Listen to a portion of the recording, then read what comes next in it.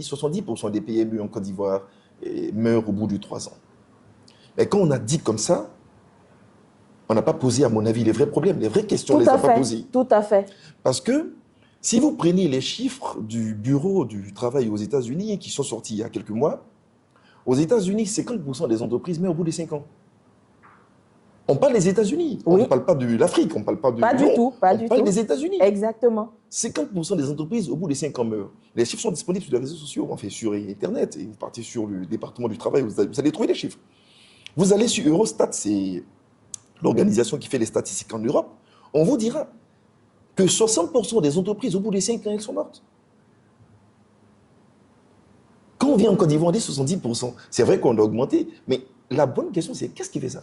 Effectivement, je pense qu'il y a lieu de s'interroger sur les causes de la mortalité, je dirais précoce, la mortalité précoce de ces entreprises-là. Donc, qu'est-ce qui fait que ces entreprises meurent? Ce n'est pas les mêmes causes. Quand vous grattez un peu aux États-Unis, vous allez voir que c'est des questions de financement. Parce qu'on estime que l'écosystème chez eux a une certaine maturité. Quand je dis écosystème, c'est l'ensemble des acteurs, donc de l'environnement économique de ces entreprises a une certaine maturité. En matière de formation des travailleurs, en matière de, comment on appelle, de sensibilisation, toutes ces questions-là sont plus ou moins réglées. Ce qui nous reste, c'est le financement. Vous devez vous souvenir, depuis que le président Trump est arrivé au pouvoir, il a une guerre entre lui et le président de la banque centrale des États-Unis qu'on appelle la Fed. La Fed, voilà. Tout à fait. À qui il demande de baisser les taux au directeur de la Fed et tout. Tout ça, c'est quoi? C'est par rapport à la relance de la consommation aux États-Unis. Faire en sorte que le crédit soit injecté dans l'économie, que tous les acteurs puissent avoir du crédit pour pouvoir, comme on appelle, mener les activités. Mais après, la Banque centrale, là, c'est raison que le politique n'a pas forcément. C'est un autre débat. Si je reviens toujours sur les causes, vous partez en Europe, les causes ne sont pas sensiblement les mêmes que celles aux États-Unis. Tout à fait. L'écosystème n'est pas forcément le même. Tout à fait. Les enjeux ne sont pas forcément les mêmes. Et en Côte d'Ivoire, quand vous arrivez, pour la petite histoire, vous savez qu'en France, j'étais dans un séminaire récemment à Paris, et on discutait de la question. En France, je ne dis pas des bêtises, je ne sais plus c'était combien, 60 000 entreprises en défaillance en 2025. Ça veut dire qu'ils sont en train de fermer. Je vais vérifier les chiffres, 60 ou 200 000, je ne sais plus c'est combien d'entreprises, mais je crois 67 000 à peu près, entreprises en défaillance en 2025. Avec un taux de croissance par rapport à 2024 de 3-4%. Ça voudrait dire qu'il y a plus de défaillances en 2025 qu'en 2024. Quelque chose explique ça. Il faut poser, les gens disent, les bons termes, les vraies questions. Et quand on arrive en Côte d'Ivoire... Oui, parlons de la Côte d'Ivoire. Hein? Quand on arrive en Côte d'Ivoire, moi, je pense que les gens doivent comprendre. Moi, je vois deux éléments. Il y a certainement la question du financement. Oui, tout le monde en parle. Tout le monde en parle. À chaque fois, PME, les financements, on n'arrive pas à avoir de crédit bancaire, etc. Bon, on a besoin de savoir. Ouais. Il y a la question du financement. Oui, bonjour Fleur, bonjour Omar. Il y a la question du financement. Mais moi, je dis toujours aux gens, le financement vient après. Avant cette question du financement, il y a la question de l'informalité. C'est un gros français, hein? Les gens sont informels, ils font le business dans l'informel. Justement, voilà, parlons-en. Parce qu'aujourd'hui, moi j'ai constaté personnellement que beaucoup d'entrepreneurs hésitent à formaliser leurs activités. Alors, la première appréhension, c'est la question de la pression fiscale. Parce qu'en fait, ils ont peur de se formaliser et d'être soumis à des impôts qu'ils pensent ne pas pouvoir payer. Alors, est-ce que vous pensez que c'est la bonne attitude à avoir? Non, c'est forcément pas la bonne attitude. C'est pas la bonne attitude du tout. Parce que, vous savez, il faut d'abord que les gens soient sensibilisés à la question de l'impôt. C'est très important. C'est l'impôt qui fait vivre l'État. Exactement. Il n'y a pas des gens qui vont payer des impôts, d'autres ne vont pas les payer. Voilà. Il y a un minimum à payer en termes de contribution fiscale. Il faut accepter déjà de le faire. La question de la pression fiscale, c'est qu'est-ce qu'on peut aborder? On peut regarder de près, dans le détail et autres. Elle existe, effectivement. La question du taux effectif d'imposition des entreprises, elle existe effectivement. Mais pour moi, ce n'est pas forcément la bonne approche que de dire parce que je dois payer des impôts, je ne me formalise pas. Ce n'est pas la bonne approche parce que dans tous les cas, quand vous allez avoir des revenus, il va falloir un jour payer des impôts là-dessus. Ben oui. C'est obligatoire, voilà. Pour revenir à ce que je disais, pour moi, l'informalité, ça veut dire quoi? Ça veut dire que les gens refusent de créer l'entreprise normalement, d'avoir un registre de commerce, d'avoir une déclaration fiscale existante. J'en parlais il y a quelque temps lors d'une discussion avec des amis, et de s'immatriculer à la CNPS, qui est la Caisse nationale de prévoyance sociale, pour les travailleurs, parce que, imaginez, vous avez des travailleurs, il faut bien qu'ils soient déclarés. Tout à fait. Et autres.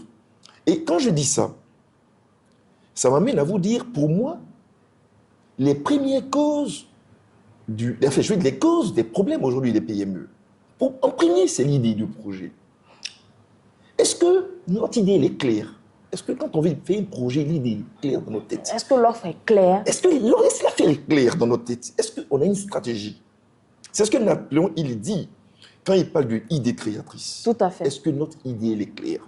Je dis souvent aux entrepreneurs qui viennent me voir quand je discute avec eux, quand je leur pose la question, c'est quoi ton modèle économique? C'est quoi ton projet? Cette question, si vous me répondez en 20 minutes, pour moi, vous n'êtes pas un entrepreneur. Vous avez des problèmes. C'est une question pour moi, vous la répondez en 2-3 minutes. Mais même moins que ça. Quand vous êtes capable de faire ça, je dis, vous connaissez votre projet. Vous savez pourquoi vous faites le projet. On crée un projet parce qu'on a identifié un besoin.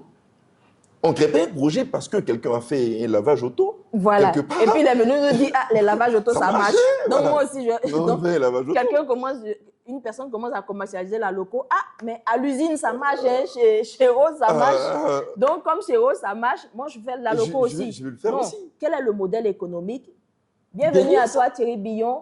Quel est le modèle économique qu'on a?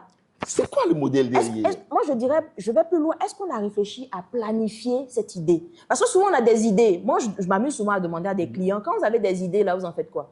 Est-ce que vous avez un cahier où vous notez vos idées? Parce que quand on note les idées, elles ne se perdent pas. Et ça vous permet de concevoir un plan. Est-ce que vous avez conçu un plan? Est-ce que vous avez des échéances? Ce plan, vous donnez des échéances datées? Est-ce que vous avez listé les moyens que vous allez utiliser pour atteindre vos objectifs? Parce que de l'idée au projet et à la concrétisation, il y a plusieurs étapes. Ah, oui, oui. On peut avoir de belles idées, mais elles vont rester lettres mortes s'il n'y a pas de plan, s'il n'y a pas de réflexion, s'il n'y a pas d'action qu'ils ont menée pour le faire. Je peux rester couché chez moi, penser à plein d'idées, je suis milliardaire, oui, mais comment? Pourquoi? Et puis surtout, est-ce qu'on est observateur? Je pense qu'il y a beaucoup d'idées, justement, quand on dit réfléchissez, devenez riche, il y a beaucoup d'idées qui sont sources de création de valeur. Donc aujourd'hui, moi, je vous partage ce point-là avant de... Donc tout ce que tu dis, ça appelle quelques points. Ça appelle Oui. quelques points du livre de Napoléon. Il est toujours noter, écrire et Écrire planifier. et planifier. Ce sont des points, ce sont des idées forces, j'allais dire, Tout à fait. de ce livre dont tu m'entends parler. Est-ce que nous avons suffisamment documenté ce qu'on fait? Est-ce qu'on l'a écrit? Est-ce qu'on l'a planifié dans le temps? Est-ce qu'on a identifié le coût? En fait, ces aspects-là, ce sont des trucs qui sont très importants. Donc, pour revenir à la question de l'idée que je suis en train de développer, si vous prenez 20-30 minutes pour m'expliquer, je dis, vous avez un problème. Vous avez un problème. C'est une question, en 2-3 minutes, vous avez répondu. Je vous fais une anecdote. Il y a quelques années, je parlais avec... Bon, quand je dis burkinabé, il ne faut pas prendre ça dans le sens quelconque. C'est pour dire que souvent, ils ont... Dans le petit métier, ils ont plus d'idées créatrices, plus de manière de poser les vraies questions que nous autres. Ivoiriens, malheureusement. Non, je le dis honnêtement. C'est mon avis, c'est mon parti pris. Oui, nos frères, ils sont très créatifs, ils sont très ingénieux. Ça, il faut le reconnaître. Non, c'est mon parti pris. Que sur les petits métiers, généralement, ils sont vraiment très, très futés là-dessus. Il vient me voir et me dit, vraiment, je veux faire, comme on appelle, une blanchisserie pour y passer les habits, tout et tout. Et puis, je vais faire un point du gaz à côté pour livrer les gaz. Je dis, ah bon, ok, mais c'est quoi ton projet? Pourquoi tu fais ça? Il me l'a dit en 2 minutes. Il me dit, grand frère, regarde, la cité, je lui dis, pas le nom de la cité, pas faire de publicité. Il dit, cette cité-là, il y a à peu près 1000 personnes qui habitent dedans. Il y a environ 500 maisons dans la cité. Si je fais une blanchisserie ici, je peux avoir des clients qui viennent de la cité, qui vont venir y passer les habits chez moi directement, au lieu de sortir, aller très loin. En même temps, si je fais du gaz, je suis capable de leur livrer sur place. J'ai compris. Ça, il vient de le dire en 2 minutes. J'ai compris. Voilà. J'ai dit, mais ce modèle-là, quand il me dit ça, je dis oui, il y a un besoin. Je pose la deuxième question, mais est-ce qu'il n'y a pas de nom? Il n'y a personne. C'est maintenant le site. J'ai dit, mais... Il y a un besoin, ça veut dire déjà, il a identifié le besoin. Et puis, il a identifié le marché. Le marché, il est ciblé. Le marché est ciblé, quantifié sur le plan. Bon, évidemment, évaluer sur le plan quantitatif et puis sur le plan qualitatif aussi. Donc déjà, on peut se projeter en termes de chiffre d'affaires prévisionnel. Voilà. Donc là, ce sont des données qui parlent. Vous défendez une idée comme ça devant votre banquier, vous êtes crédible. Voilà. Donc, premier élément que je cite, donc, c'est l'idée et la vision du projet. Qu'est-ce qu'on veut faire? La deuxième chose qui, pour moi, est très importante, ce sont les hommes. Ah, le capital humain. Ça, il faut en parler, c'est très important. Ce sont les capital hommes. Humain. Qui porte le projet et qui le porte avec moi? Parce que si je suis le premier, je veux dire, l'idée du projet, c'est moi, mais j'ai besoin de qui pour porter le projet? Est-ce que le capital humain, la loyauté des gens, est-ce que le travail, la compétence, est-ce que ça y est là? Voici le deuxième pilier, pour moi, pour quelqu'un qui crée une PME et qui veut que cette PME-là puisse survivre au-delà des 3 ans indicatifs qu'on a donnés. Ce sont les 2 piliers. Et puis, quand on a dit ça, on peut parler de comment je finance tout ça. Exactement. Est-ce qu'il y a un besoin de financement qui se crée? Est-ce que... Le financement n'est pas le premier élément. Lorsque vous avez un financement, vous vous rendez compte, vous savez, je vous fais une anecdote. En 2007, avec des amis, j'avais créé une association sur l'entrepreneuriat de jeunes et autres, qui a très bien marché à un moment donné. Et à cette époque, quand on a créé, c'était une ONG, une association, ce n'était pas une entreprise. Et donc, il y a 20 ans environ, cette histoire. Quand on a commencé, on avait les hommes. Les gens étaient engagés, l'idée était claire dans la tête des gens, il fallait aider les autres, et c'était vraiment clair. Et les gens étaient engagés. On a fait de belles choses pour les jeunes, pour les gens défavorisés. Et puis on se plaignait, on disait, oh, on n'a pas d'argent, les gens ne nous financent pas, tout et tout. Et puis, chemin faisant, on a joué notre carte personnelle avec des amis, dirigeants, sociétés, et puis on a commencé à avoir des financements. Quand on a commencé à avoir les financements, on n'avait plus les hommes. On n'avait plus les hommes parce que les gens qui, depuis 1-2 ans, qui avaient donné du temps, de l'énergie et autres, c'était déjà essoufflé à un moment donné. Et 3 ans après, quand on a commencé à avoir des financements avec des entreprises comme Socobin qui existait à l'époque, qui faisait les cadeaux des enfants et autres, au passage, je dis merci à l'ancien DG, qui nous avait accompagnés là-dessus, et puis, bon, qui n'existe plus maintenant, hein, l'entreprise n'existe plus, et puis d'autres entreprises qui, comme on appelait, nous avaient accompagnés. Je me souviens de mon ancien directeur général, Georges Fakouri, qui nous avait accompagnés financièrement et autres, mais quand on avait l'argent, qu'on n'avait pas les hommes, on n'arrivait pas à mettre en œuvre nos projets. Ça veut dire que l'argent sans les hommes, ça ne marche pas. Exactement. Et c'est valable pour une entreprise, pour un entrepreneur. Vous avez l'argent, vous n'avez pas les hommes pour porter, ça ne marche pas. Et c'est ça qui explique les casses dans le secteur des PME et autres. Donc, poser mal le diagnostic nous amène à dire souvent des choses qui ne sont pas correctes. Et même quand elles sont correctes en termes de chiffres, mais elles sont mal présentées. Donc, ça donne le sentiment que, bon, peut-être que l'État ne fait rien, tout ça. Parce qu'au passage, moi, il y a quelques mois, j'ai animé un panel et dont l'une des panélistes était la directrice générale du fonds de garantie, qu'on appelle Société Générale de Garantie des PME, et du CPC également.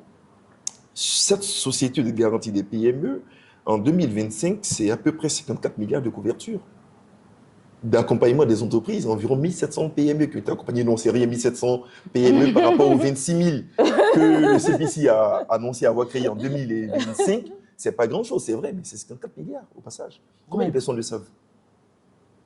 Combien de personnes savent que le fonds de garantie est engagé pour une 50aine de milliards pour les PME en Côte d'Ivoire? Voilà. On a, par exemple, il y a quelques années, 2-3 ans, je ne sais plus, non, c'était au moment de... Je ne sais plus si c'était les Jeux de la francophonie. Et on a eu, il y a quelques années, on avait lancé avec le Fonds de développement du transport routier et les taxis ivoires. Vous avez certainement vu les taxis ivoires. Taxis ivoires. Oui. Est-ce que vous les voyez encore? Non, mais ça n'a pas fait long feu, hein, finalement. Voilà. On ne sait pas ce qui s'est passé. Voilà. L'État a mis de l'argent. On a mis de l'argent. Oui. On a voulu accompagner les gens. Mais est-ce qu'il y a eu les hommes? Est-ce qu'il y a eu les hommes? Il y a eu beaucoup d'argent. Mais est-ce qu'il y a eu les hommes? Est-ce qu'il y avait les hommes? Aujourd'hui, quand vous vous promenez, moi j'étais à Boaké-Rissamon, dans un quartier où il y a un garage de véhicules, mais j'ai vu une vingtaine de taxis ivoires garés là, c'est fini, c'est fini quoi, c'est terminé. Parce qu'il n'y avait pas les hommes. Il y avait l'argent qu'on avait mis, mais il n'y avait pas les hommes. Ouais. Donc, et d'ailleurs, vous allez voir que généralement, les gens, moi j'ai vu sur mes réseaux, je vois les gens qui font la discussion, oui, bon, on ne finance pas les PME, on ne fait pas ceci, on ne fait pas cela, oui. Mais vous allez voir les gens qui disent ça, c'est les mêmes qui disent, les routes là, les routes qu'on construit là, ça ne construit pas un pays, hein, il faut former les gens d'abord, il faut les éduquer. Mais c'est la même réalité. Avant de donner l'argent à un entrepreneur, il faut le former. Oui. Il faut l'éduquer, il faut, comme on appelle, être sûr qu'on a les compétences humaines et autres. Parce que il y a quelques mois, on n'est pas amis, mais on échange sur les réseaux sociaux, pas question d'interposer. Vincent Cadio qui a fait un post pour dire la génération actuelle n'aime pas travailler, ils sont paresseux, tout et tout. Ça fait un tollé, les gens m'ont parlé. Et moi, je me souviens, j'ai fait un petit commentaire pour dire, mais vous savez, aujourd'hui, la difficulté d'une entreprise, c'est d'avoir des travailleurs qui ont envie de travailler. Oui. Oui. Qui ont envie de travailler. Oui. Moi, je causais avec un confrère, et Elvis, c'est, comment on appelle, qui est dans un cabinet, qui est associé d'un cabinet. Je lui disais, mais on a du mal aujourd'hui à garder et nos collaborateurs sur le thème qu'on emploie, je n'aime pas trop le terme. Surtout à recruter. Hein. À recruter. Recruter, fidéliser. Voilà. On a du mal à faire ça. Et vous imaginez pourquoi? Parce qu'aujourd'hui, les gens veulent gagner de l'argent vite, tout de suite, là, maintenant. Les gens ne veulent pas travailler.